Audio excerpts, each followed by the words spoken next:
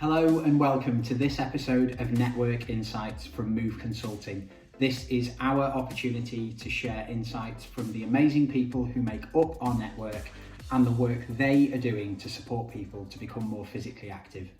Today's episode is going to focus on the importance of goal setting, and it's without further ado, I hand over to Elaine to introduce today's guest. Good morning or good afternoon, depending on when you're listening to this.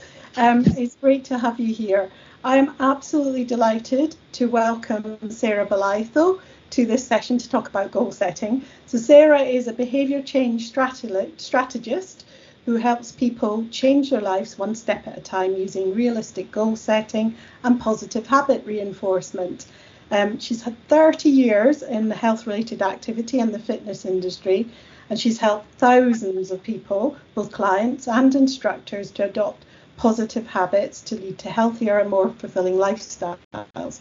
Now, Sarah and I first got to know each other back in 2006, I think it was, when we absolutely lucked out as Sarah was commissioned to deliver all the training for the National Exercise Referral Scheme in Wales. And we lucked out because Sarah's knowledge is phenomenal. And also, you know when you've got a good trainer because they make it look absolutely effortless. And she did, and absolutely brilliant. And we subsequently became friends, and we actually wrote a book together as well, with Debbie Lawrence as well, which was the complete guide to behaviour change for sport and fitness professionals. So that's how we've known each other. So welcome, Sarah. It's really lovely to have you here. I'm happy to be here as well. And I think, I have to admit, this kind of field, this kind of training is a passion of mine, because I think with a lot of training, we sometimes forget the outcome. We forget what it's all about, which is ultimately the client, the person who wants to start exercising but doesn't know how. And it's just so important to me. I am passionate about it, and I do. People will know if anyone follows me on any social media. I kind of get a bit ranty sometimes, and I'm well known on courses for getting a little bit ranty, because my catchphrase is always get to know your client, because without knowing your client, you can make a lot of suppositions. You can know every theory, model, intervention there is out there, but until you know your client, they're meaningless. And this is where, particularly with things like goal setting, getting to know your client, knowing your client is such a passion of mine, because it changes everything. It changes everything. And it makes it much more likely that your clients will go on to be successful in whatever they want to do. Totally agree. I mean, we know that goal setting is if you look at the research, it's probably the biggest known technique. It's the one that forms part of most behaviour change strategies. And you've trained a lot of fitness instructors over the years, obviously, not just the ones in Wales as part of the exercise referral scheme, but beyond. And I just wondered, what were some of the things that you found that instructors struggle with when they look at goal setting? What are the challenges that they have? It actually setting a client-specific goal. We talk about SMART. Let's face it, we can't talk about goal setting without talking about SMART. But within particularly the fitness industry, goal setting has become such a big part of the courses and the assessment, but it's not always effectively taught. And quite often it's very much, hello, my name's Sarah, I'm your fitness instructor. What's your goal? What do you want to achieve? By when? And it's kind of like, for a lot of clients, they haven't got a clue what they're even going to be doing. And suddenly we're asking them to come up with a goal. And it can be intimidating, because they're just like, I don't know, my friend Joe just said I might enjoy it, so that's why I'm here. Or my doctor said I've got to come, and I don't really know. And I think a lot of instructors struggle with how to set a client-specific goal, how to take what the client wants and turn it into something that the client really wants. But also, again, it's knowing when to back off from setting goals, which, if anyone who's read the original SMART article, which is 1981, it was developed around management objectives, setting management objectives and things like that. And we know the specific, the measurable, but the A was for assigned. So who is the goal assigned to? And I think that's actually something that we could really start to take on board is who's this goal for? Is it for the client, or is it something we need for our performance? The R I always talk about is relevant. What relevance has it got to people's lives? And then obviously the time. But it comes back to that, when, how, where, who, and why. If you think about that and link it into the SMART specific, what are people going to do? How is it going to be measured? Who is going to do it? Is it the client that's going to do it, or is it something that you're measuring for your own purposes? But why do people want it? And that's, I think, the biggest thing. People say with instructors, it's often, I want to lose weight, I want to be fitter, or I want to be able to do this. We look at the what people want to do, but I think where a lot of instructors fall down is why. And actually being able to ask those probing questions. Why is this important to you? How will this change your life? What impact will this have on your life? So I think this is something, we end up with a very superficial sentence and not like a deep, intrinsic, personal goal. So I think that's where we kind of need to address not just goal setting, but when, how, and why it's done. Yeah, I agree. I think there's a real challenge, particularly where your scheme is being funded by somebody, that they want to have a goal that they can show that the person has improved. So they want something that is very specific, has probably got a health benefit for it, but the individual may not be doing it for health reasons. There may be other reasons that are sitting behind it. So it is, to be truly client-centered, we need to start thinking a little bit differently. Yeah, I think pulling back as well, because we've jumped into kind of almost, you could argue, the end part of our conversation. Not that we've finished already, don't worry, those that are watching, but rewinding to that first point you mentioned in terms of the very probably common example of, let's set a goal for you, and the client or person in front of them kind of like going, I don't even know what a goal is, what are you talking about? It's that piece of, in the instance where they've engaged with a fitness professional to potentially gain support, they've decided to go to that gym or to that sports club or wherever it would be, we can assume that there's a level of motivation there. Something's happened that's instigated that step to be taken. So they're already actually on a bit of a journey of change in relation to, I used to call it, when I was delivering walking and running groups, that you get window shoppers. They might be there, but they're not fully there. They're just checking you out and getting a little bit closer to figure it out. And they might have every intention of not coming next week, no matter what you do.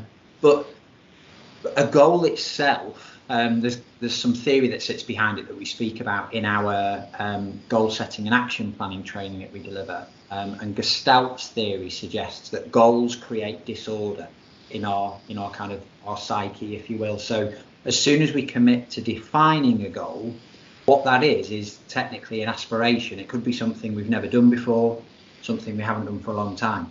And the pieces that we're required to achieve that aren't in the right order.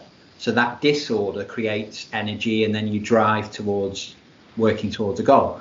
So with that in mind, back to that point of, I don't know why I'm here or what my goal is, it's just my friend told me to come along and thought it might be a good point. If we take the literal term of setting a goal, it's about getting those foundations right, isn't it? Which is where SMART comes in. It's about, are you on a level setting to work forwards and achieve this goal? Because as we know, bring the analogies through and through, if it's on those dodgy foundations, it's going to crumble at some point. And when you need to go and have a think or a reflect on, am I making progress? That's the importance of setting a goal as well. So absolutely, and it's being able to talk to the client and find out where they are in that process. Are they ready to set a goal? Are they willing to set a goal, or do they just want to come along and have a bit of a crack with their mates because they all come along? Let's not underestimate the enjoyment factor. A lot of people exercise for enjoyment, for stress relief, for time out. And if you start putting goals on activity, it can lessen that enjoyment factor. So it's knowing when. And I think if we get to know our client, and if we we talk to them about what they hope to achieve, what they'd like to achieve, rather than saying, what are your goals? Let's reframe the language. Let's talk about what outcome, what would you like to achieve? What are your dreams? Like you say, what are your desires? What are your dreams? And then start to get them thinking about how they can achieve it. Because quite often you'll see, attend the gym 3 times a week. Well, why? Yeah. What is attending the gym 3 times a week going to take you? And if that was your goal in March 2020, then you would probably have failed it through no reason of your own. It's talking, maybe reframing the language. Goals kind of scare people sometimes. But it's when you talk to your client, when you get to know them, you pick up on what they're saying. You pick up on the language they're using. You pick up on I'd really like to be able to. Oh, I wish I was still able to touch my toes or whatever. It gives you an idea of how to raise awareness of goal setting. But also, this isn't just about goal setting, it's about goal achievement. Because we can all set goals, but achieving them is a very different story. So this is where sometimes bringing it down to much more simple steps, like you say, it's those steps. What can I do today? What can I do tomorrow? Not just in 6 weeks' time, this is what I'll be able to do. Well, if I want to be able to do that in 6 weeks, what have I got to do now and tomorrow and the day after? And that's what's often left out of goal setting, is the goal set. But like you say, Craig, the action planning isn't done. And that's what's so important. It's that action planning. And I think it's a much bigger process than just saying in 6 weeks I will be able to walk up Ben Nevis on my own. It's much, much more complex than that. And that's the bit that's missing is the action. Yeah, I agree. How? I mean, we some of the literature that we've read and we incorporated into the course was around this concept of sort of just good enough. So it's not a goal, it's just like the fact that you turn up next week, you've achieved it. So that's just good enough. Or the concept of learning goals, which is, if we take the behavioural model, the combi model that we obviously use quite a lot, that capability is having the knowledge, for example. So a learning goal might be that I actually just go away and look and find out, is there something that I would like to do near me? I go and learn about what's available in my area. And that is one step nearer on the journey to you becoming more active. So it doesn't have to be any more complicated than that. And often at the beginning of someone's journey, that is enough, really. Yeah. It's also like, I mean, I'm a huge fan of the combi model, particularly that psychological capability. It's learning, as you say, but it's learning why activity is important. Yeah. It's understanding that, because when you understand why something has benefits, when you understand what those benefits are, it's much, much more motivational, because, right, okay, if I do that, I'll get this. And this is where I think we underestimate people's knowledge and awareness, of the benefits of activity, but also, like you say, what else is out there?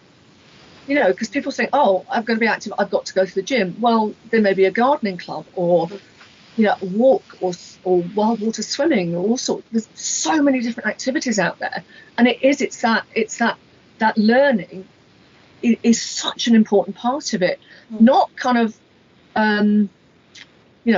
forcing information down people's throat, but it's that drip feed. Has anybody talked to you about the benefits of becoming more active?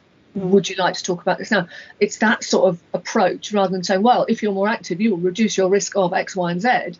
People, that's kind of quite a negative connotation to put on becoming more active. Whereas if you focus on the benefits, it's really good for stress management. Go for a walk. Do you feel better after a walk? Well, I usually do, yeah. There's one of the immediate benefits. Yeah. And again, that's all about understanding in the client's mind. They understand the benefits. Using combi as an example, I really like the way that it can be a framework for considerations for us as fitness professionals, or supporting anybody in either setting or achieving their goals. It's those considerations as to, what does this tell me that I can then do to support somebody better. So we've mentioned capability.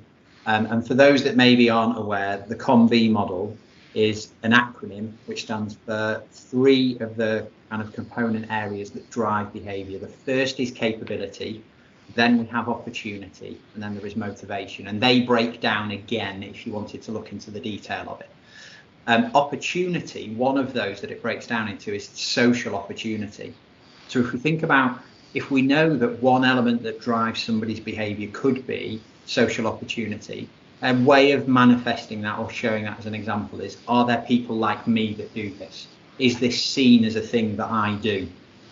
So a old stereotype, forgiven the word, is that the older we get, the less active we become. So that could drive somebody as they age to think, I shouldn't be as active, therefore motivation may drop, so on and so on. But if we know that's an element, when we're setting a goal, one question that I found really worked for me was when somebody does define this aspirational model of themselves they would like to achieve or whatever it could be, just asking simply, is there anybody else that you see that is doing this already? And that's showing social opportunity. Who's that role model that you're aiming for, or that group that you would like to be like? So this is throwing the ball your way, Sarah, but with that as an example, are there any other good kind of key questions that you think really help in achieving a person-centered approach to setting these goals that fitness instructors or anybody supporting them could kind of take on? These simple questions, how do you feel about becoming more active? Do you see yourself? Can you see yourself as an active person? And again, coming away from the terminology of things like exercise and fitness, using things like activity is a much less scary term for a lot of people. So it's, what do you see yourself doing that you can't do now? It's getting them to visualize things that they can do. And again, once you talk to them, you get to know them, the questions will flow, because they will flow on from what the client says. Oh, well, not many of my friends are active. Oh, you say not many. Have you got some friends who are active? What sort of things do they do? Yeah. How does that feel? So it's leading on. It's kind of expanding on what they've told you and asking further questions around that. It's difficult to give specific examples because the client will actually give you the kind of in all the time. But that's what's so important, is really listening to the client, listening to their language, listening to what they say. My family think I should start to be more active because it will improve my health. How do you feel about that? What are your feelings around becoming more active? Because that's a very extrinsic motivation, if you like. You want to then, I'm all for, there's lots of different types of motivation, but the client may have something like that where their family think it's important. But you can still keep that importance, but also find what's important to them. And keeping their family happy might be their motivation. Or when you dig a little deeper, you might find they've got a completely different motivation. So that's around, we wrote a book, how many years ago was that, around behaviour change. And one of the things that I remember when we were looking and doing the research was this concept of coaching as a process. If you take that role within being an instructor, is about creating awareness for somebody. Because you mentioned things about, either creating awareness that, we always said everybody's been through some kind of behaviour change. We have skills, we have abilities. So you're trying to help them unpick that, because often people will come to you and go, oh, I'm useless at this, I can't do anything. And you go, actually, you can, And so it's creating that awareness through that questioning, but also creating awareness of what's changing for them. As well, which allows you to feed into those questions that you were talking about. And it's the language that the client uses. I've tried to do this in the past. I'd really like to try and do this. That usually indicates that they see that they've failed in the past, or that they're setting themselves up to fail. I can't remember the exact statistic now, but I think it's something like 30% of women starting a diet think they're going to fail. So a lot of people go into new behaviours kind of with a mindset of failure going on. I'll try and do it. I'll give it another go. I'll attempt it. well, we'll see what happens. They're not going in thinking, I can do this. And that's often because, again, coming back to the capability, they don't, A, understand how to set goals for themselves, and B, they don't understand how to set the little steps. Your first step to running a marathon, if you've never run before, is to go for a walk. Now, that might be a 5-minute walk. And if you've never walked for 5 minutes before, that's a big step. If you then build that up to walking for 30 minutes, that's a huge improvement. But people expect big results in a short space of time. They don't look at the small steps. And also, I think it's really important that the client can actually monitor their progress. Because, it's like, your goal is to improve your 6-minute walk test score by X. Well, the client's got to come to the gym and be, let's test me again and see if I've achieved my goal. You're much better off saying your goal is to be able to go for a walk for half an hour without stopping. They're going to come and tell you. They're going to be so fired up that they've done it. I've done it. I'm so excited. And again, those small steps will probably excite the client because they'll achieve them rather than much like, here's your goal for 6 months. It's kind of like, well, in 6 months' time, you measure yourself and you haven't got there or you've exceeded it.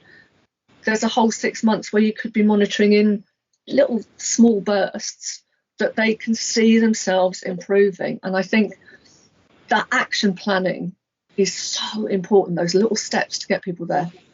I mean, it's interesting you say that because I think back to when we were training up the exercise referral instructors, and we had a lot, we had some come from, I suppose, a traditional, more sports science elites, working with elite athletes, or maybe personal trainers who were working with fitter members of the population. And they all said the biggest difference is the pace that you move people on. That small step is absolutely vital to retain the motivation. So you don't want to move people on that quickly. It's one step at a time, as you indicated. And we know that there's lots of theories around goal setting about baby steps, tiny habits, all of that, versus what probably comes more from the corporate world, which is that concept that if you create something that's stretch, you actually sometimes come up with a completely different solution. A bit like I always use the terminology of the invention of the Fosbury flop. Somebody came up with something completely different way of doing it. They tore up the rule book. How do you feel about that concept of stretch versus the mini habit aspect? I think it's you kind of, most people are probably familiar with the comfort zone, the stretch zone, and the panic zone, if you like, the fear zone. And I think what often happens is goals are set either within the comfort zone, which makes them a bit too easy, and it's kind of like, you kind of don't bother because it's just, I can do that anytime. Or they're set in the panic zone, at which point they're so big, people are like, I can't do this, it's too much. I think we need to be in that stretch zone, but only a little bit. We need to do something that just takes us into that stretch zone a bit, because then it's like, okay, this is okay, I can do this.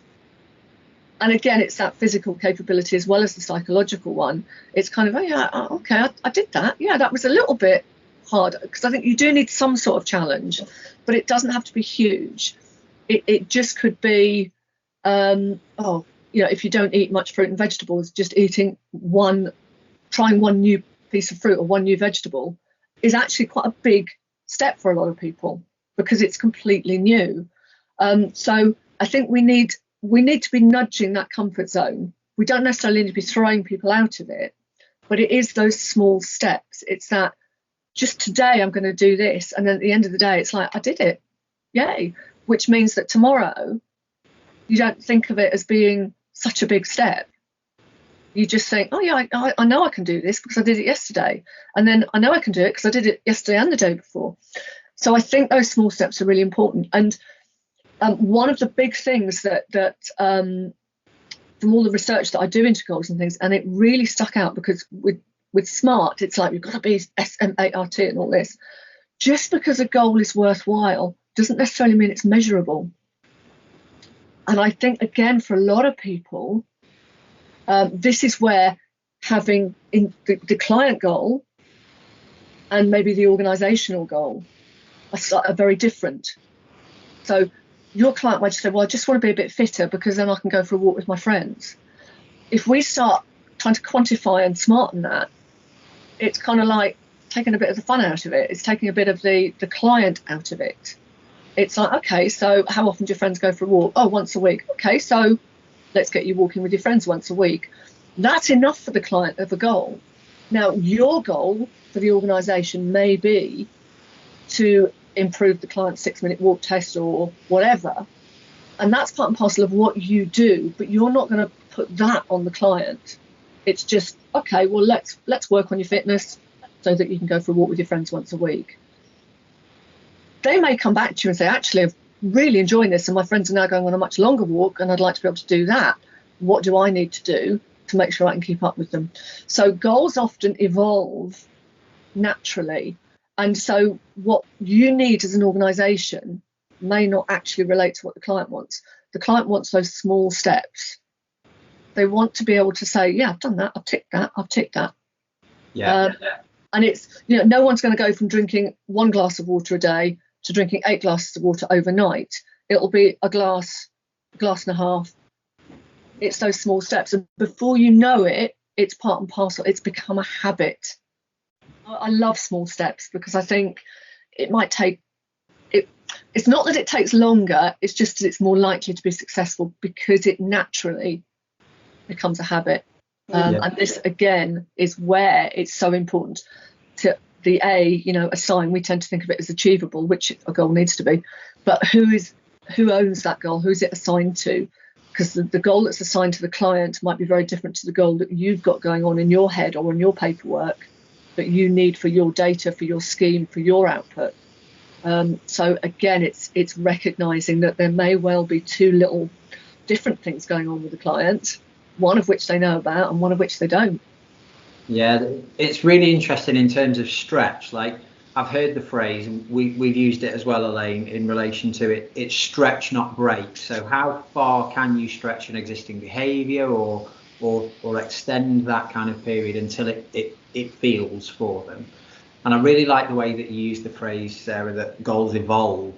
It's not necessarily flexibility within them, because if they're too flexible, then it just becomes there's nothing of structure there to kind of pin yourself down to or aim for. And the point there that I see is often to allow us to look back and see whether progress has been made.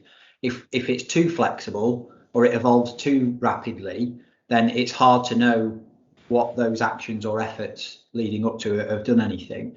So in relation to those that are potentially new to activity, haven't recognised a structured goal or action plan that they're working towards, I know from my own personal experience, there's been that opposite side of the coin where it's not about pushing our clients to do more, it's about holding them back.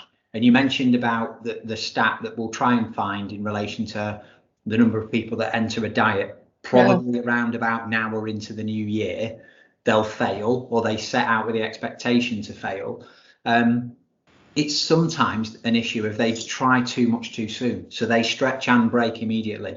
I'm not doing any activity, so I'm going to go out for a half an hour walk, and then you spend the next week not being able to come down the stairs forward. You have to walk down backwards because your legs hurt too much. So in terms of our role as a practitioner when we're delivering, is we need to be mindful of where are the confidences and where is the knowledge. It's back to that capability and equally opportunity. Where is that for our client, and how can we help them know how to? That's such an important question, isn't it, in the how to part of it? It is, because like you say, people will say, well, in the new year I'm going to stop doing X, Y and Z, and I'll start doing this, and it's overwhelming, and there's no guidance, there's no clear pathway. Right, today I'm going to do this, tomorrow I wake up and this is what I'm going to do, the next day I wake up and this is what I'm going to do. And it's, it's like I'm going to use weight loss and diet because it's an easy analogy. But, if somebody sort of says, right, I want to lose a stone. And it's my first, like, why a stone? Why not 12 pounds? Why not 18 pounds? What will losing 1 stone give you? And quite often when you start digging in, I wouldn't be quite that blunt about it, but, you know, why stone? You know, what is special about that? And quite often it's because, oh, well, because when I weighed X before, I was very fit and healthy and doing lots. Okay, so what sort of things were you doing? When you start to dig a lot deeper, the goal isn't often the weight loss, it's the feeling or the activity they were doing before the gain.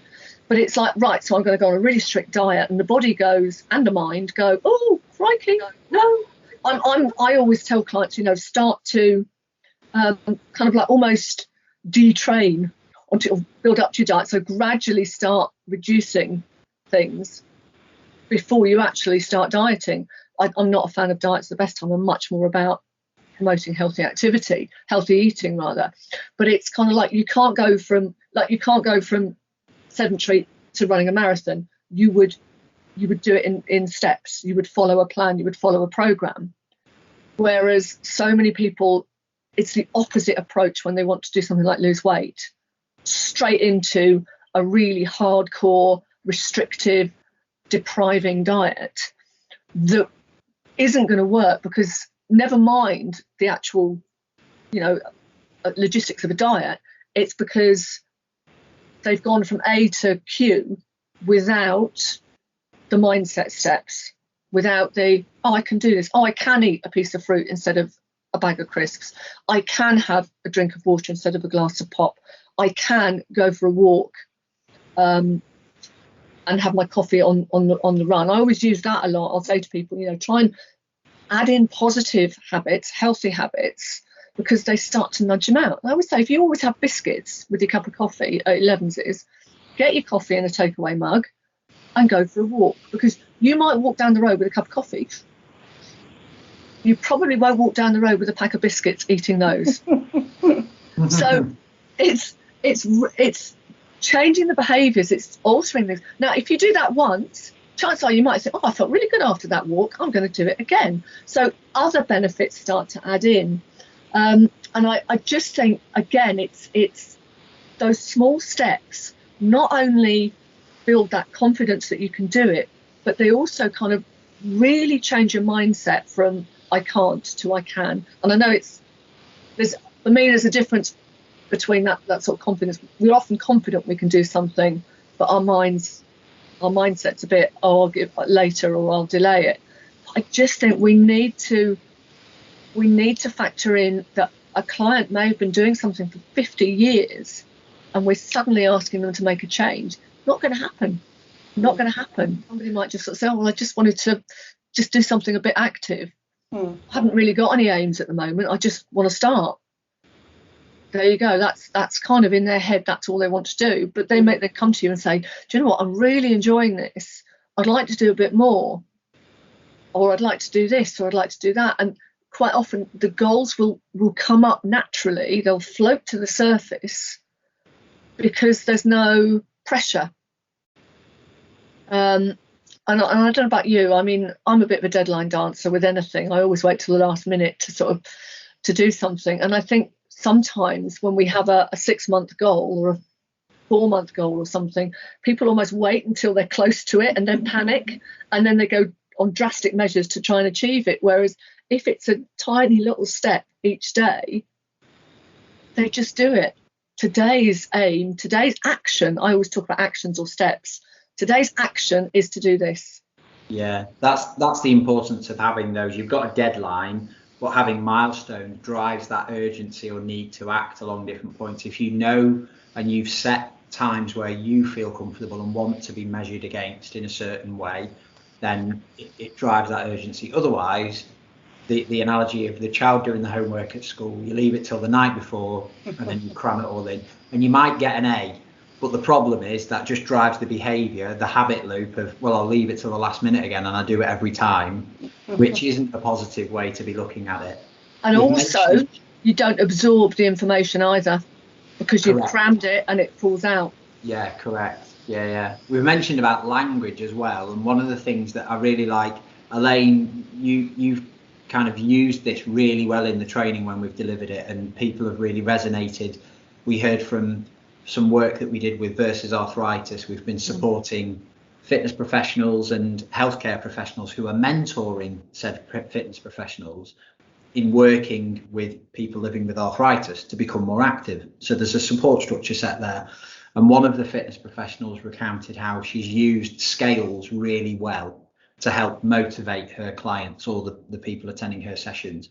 And Elaine, I'll let you kind of talk about it, the positive solution focused approach to kind of spinning it when we're using a scale to monitor how well. So over to you. How is it that you describe it to people? So what we're trying to do is, I think I mentioned earlier, is we're understanding that people have got some skills out there. They've been through change. They've done that before, but sometimes they forget about it, or it goes from their mind. They don't believe it, whatever it is, for whatever reason, it's not there. They can't bring it to the fore when you ask them about that. And what the scaling does is it starts them to think in that more positive mindset. So you would say, for a certain goal, behaviour, whatever it is, where are you on a scale of 1 to 10? And they may say, well, I'm about a 4. Okay, well, tell me why you're at a 4 and you're not at a 3. So you're asking them to think about what is it that they've got that puts them at 4 and they're not further down the line.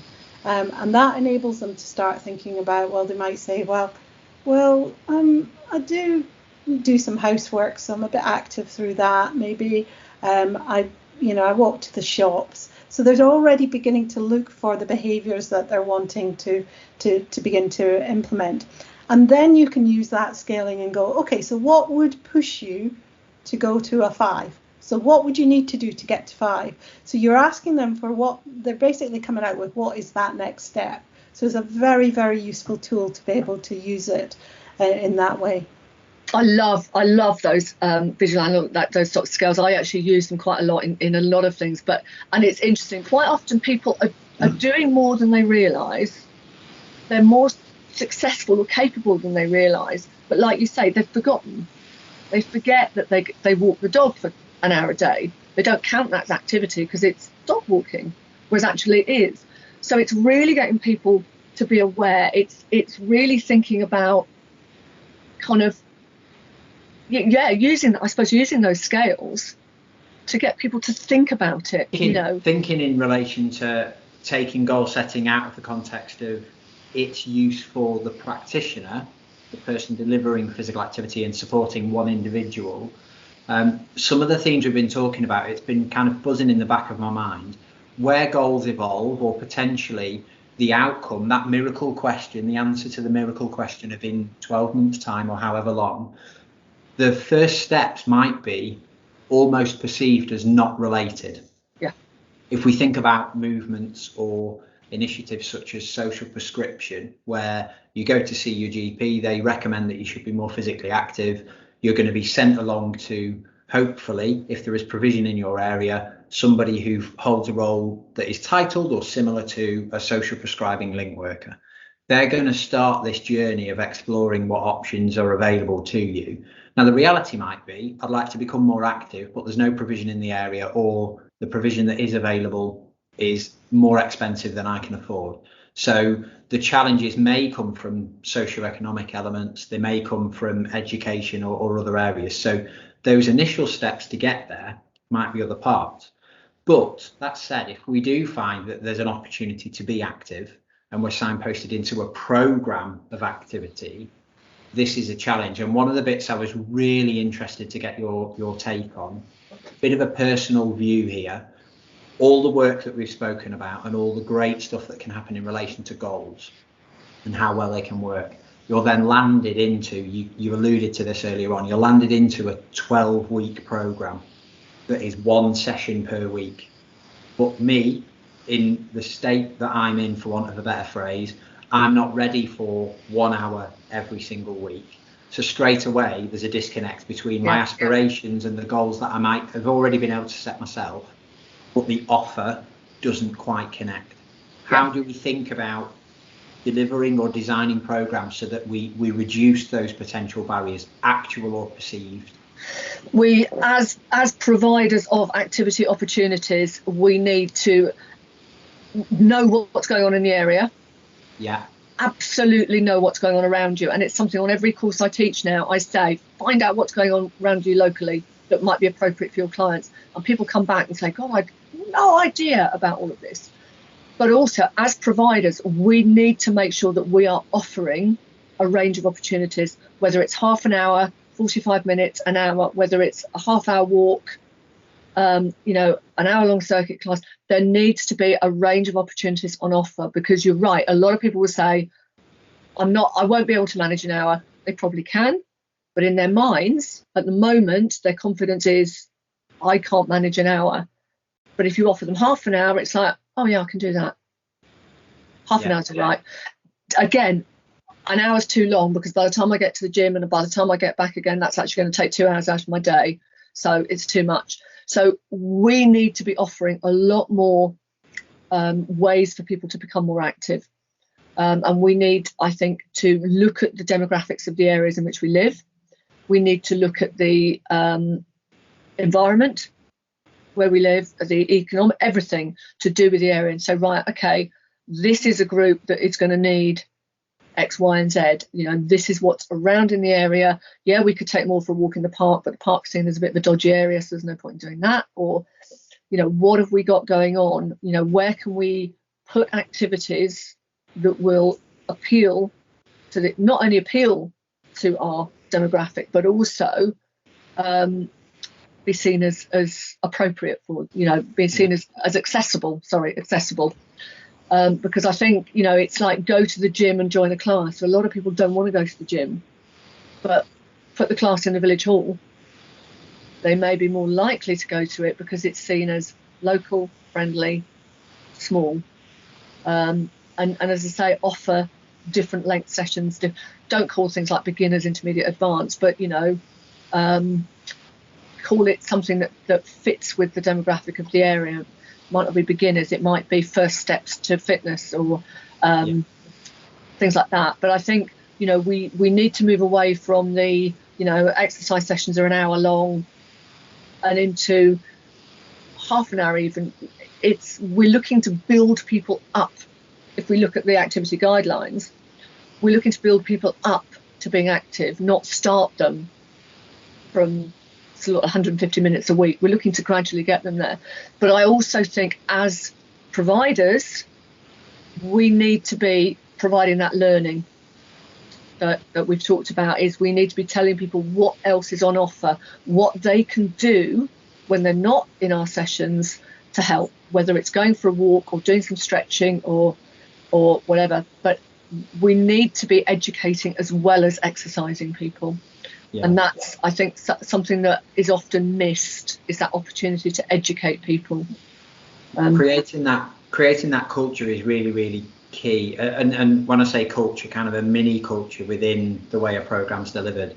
One example that comes to mind for me, work to get it right, and they didn't always get it right. They were learning as they went.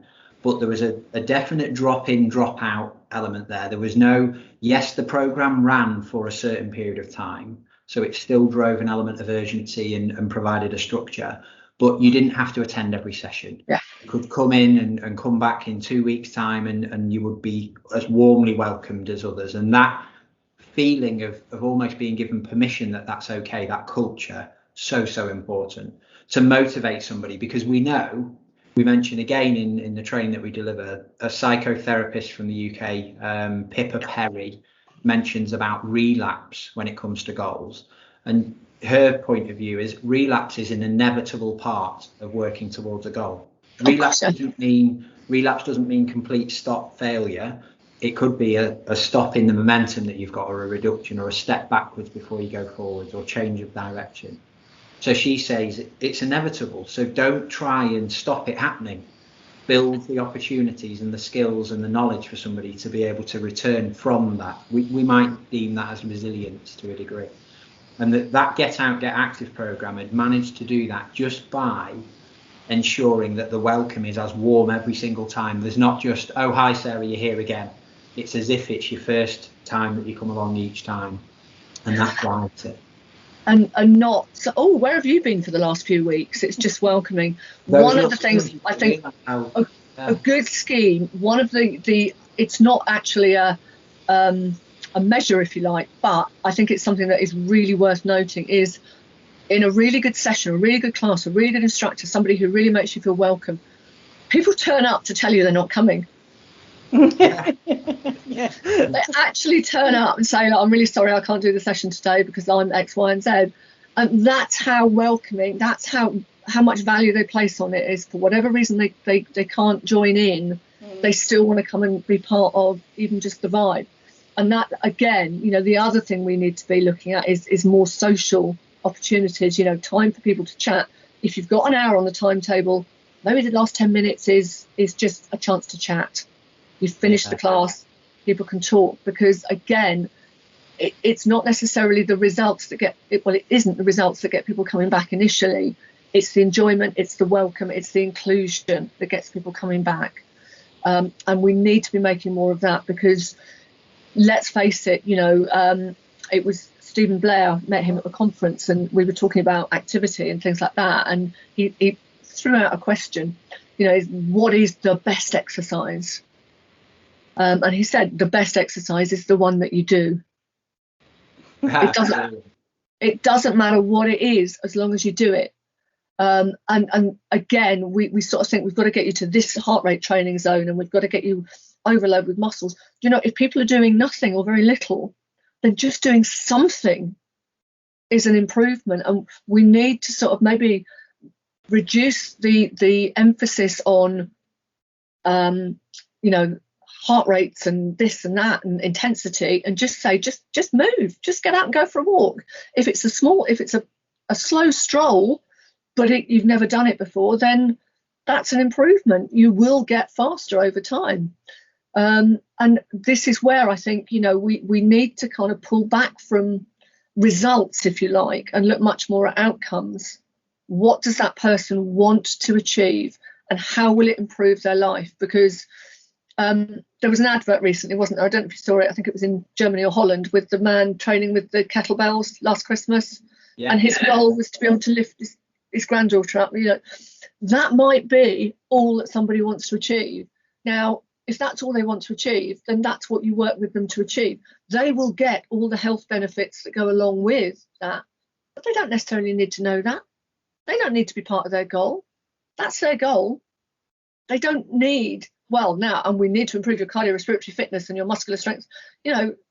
Again, it comes back to learning. We're teaching them what is appropriate and what they need to know at this time, rather than bamboozling them with a lot of science that might make them think, oh crikey, that's quite a lot, and let's be honest, in the fitness industry we do talk a lot of we have a lot of sort of jargon, and we forget that for a lot of people they just want to feel a bit fitter, a bit better.